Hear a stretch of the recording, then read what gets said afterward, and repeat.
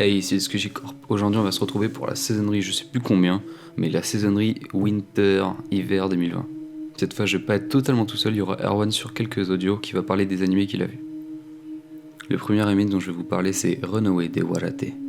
C'est un animé sur le mannequinat.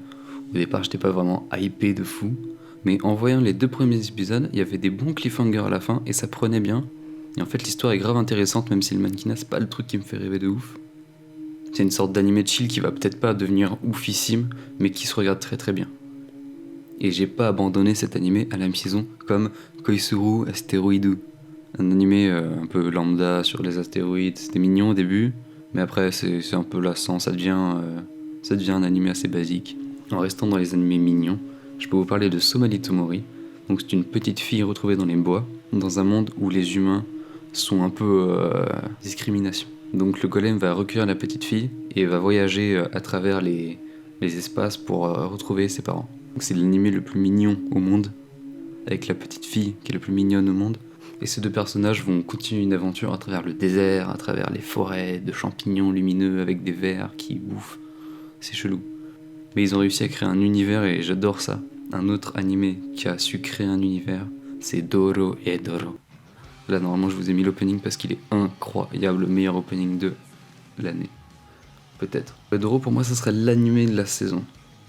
L'histoire raconte la vie d'un homme qui s'est fait transformer en crocodile et qui a lui-même un homme dans sa gorge qui essaye de retrouver qui lui a fait ça. Il est accompagné d'une femme qui travaille dans un restaurant et qui lui fait des gyoza magnifico. L'anime a réussi à créer un univers à part entière, très riche, où il y a une partie riche et une partie pauvre, la partie riche qu'on n'a pas encore vue. Et en fait, dans cet animé, t'as les magiciens et les pas magiciens. Et entre les pas magiciens et les magiciens, il y a aussi une guerre. C'est pas très compliqué, mais genre, c'est fourmillant d'idées. Pour moi, meilleur animé Winter 2020. En ce qui me concerne, je ne vais parler que de 2 animés. Le premier étant Darwin's Game, une adaptation d'un manga de Flip Flops. Il me semble qu'ils sont 2, un manga que je lis depuis un petit bout de temps. En gros, l'histoire, c'est un adolescent random, voilà, qui un jour va être embrigadé dans une espèce de jeu un Battle Royale où en gros il faut tuer pour survivre. Très classique, mais à côté de ça, il découvrira un pouvoir appelé Sigil, je sais pas comment vous dites ça. Je vous laisserai découvrir ses capacités. Et donc à partir de là, tout va partir en couille. Il va notamment monter un clan avec d'autres personnages que je vous laisserai découvrir. Donc l'adaptation animée que j'attendais, que je pensais pas voir arriver. Parce que ça doit faire bien 5 ans, bien 5-6 ans que je suis le manga et ça fait plaisir de voir une adaptation maintenant. L'adaptation est sympathique, elle est pas dégueulasse, loin de là, même si l'animation est assez aléatoire. Je pense notamment à l'épisode 2, qui est assez... bon bref, c'est pas foufou, mais ça va, c'est assez propre, ça se regarde, c'est agréable. L'opening est vraiment super cool. Flavien, je te laisserai mettre un petit extrait parce qu'on n'est pas monétisé, on fait ce qu'on veut.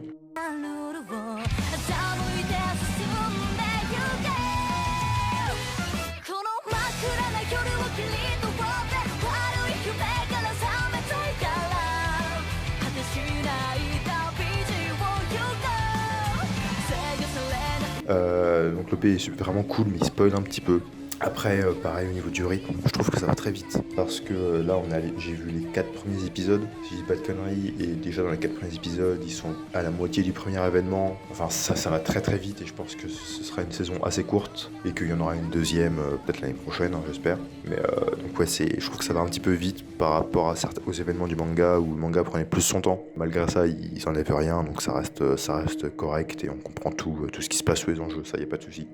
Donc Darwin's Game à suivre de très près, je vous le conseille très fortement, c'est vraiment bon, et allez lire le manga hein, tant que vous y êtes.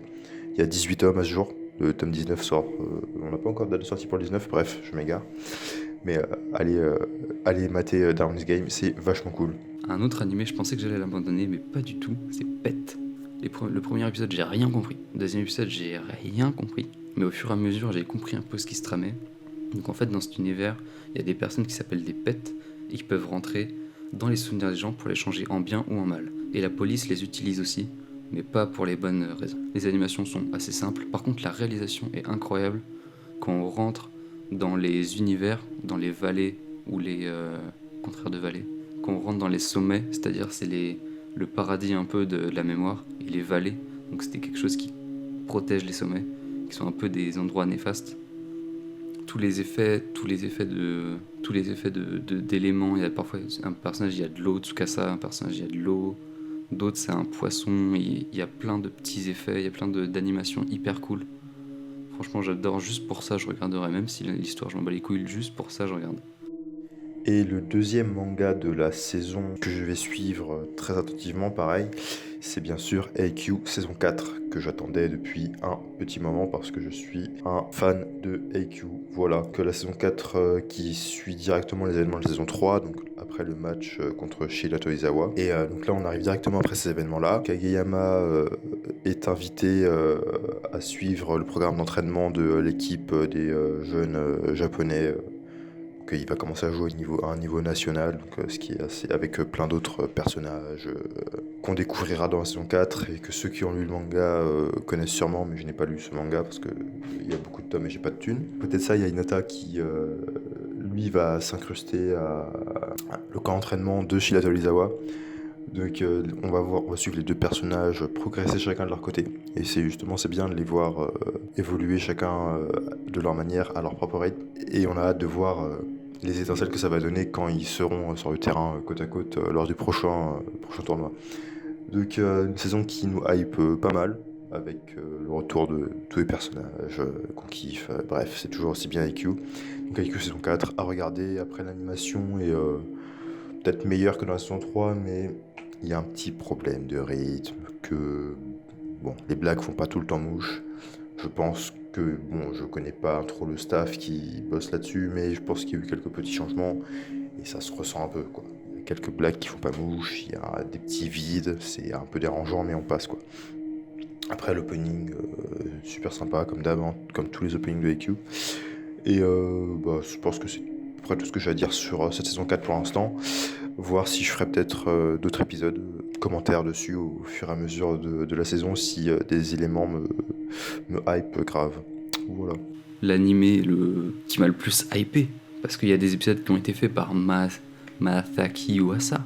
Dans les previews YouTube, ce qui m'a beaucoup attiré, c'est les animations. Elles étaient hyper spéciales et ça ressemblait à du dessin. Enfin, c'est normal, mais ça ressemblait vraiment à du dessin genre de lycéen. Et c'est parce qu'en fait, c'est ce qui se passe dans l'animé. On parle de 3 jeunes filles qui vont créer un animé et qui vont se mettre dans l'histoire dans l'animé. C'est un peu mise en abîmique. Je sais pas si ça se dit. Genre pendant qu'ils vont chercher les idées, ils vont créer leurs dessins, ils vont se mettre dans leurs dessins. C'est hyper beau, c'est hyper fluide. J'adore les animations, même les animations de l'animé ou de l'animé qu'elles font. C'est incroyable. Ça explique un peu comment ça se passe, même si c'est pas aussi pointilleux que d'autres. Donc ce que je vais retenir de cet animé, surtout l'animation fait maison, qui passe hyper crème. Et même l'histoire qui est hyper bien, mais ça, surtout les animations, là, c'est bene, molto bene. Bon voilà, j'espère que ça vous aura plu, un épisode un peu plus chill, on n'est pas très dynamique. Bon, on fera une vidéo récapitulative de tous les animés qu'on a vus et qu'est-ce qu'ils donnent fini réellement. Si t'as aimé, tu peux t'abonner, laisser un commentaire, liker, partager. Liker, laisser un commentaire, t'abonner, partager, t'abonner, laisser un commentaire. Ah oui, on a Twitter aussi. Active. Je commence à être actif sur Twitter, c'est pas mal ça. Bref, c'était Utsukushi Corp. À la revoyure.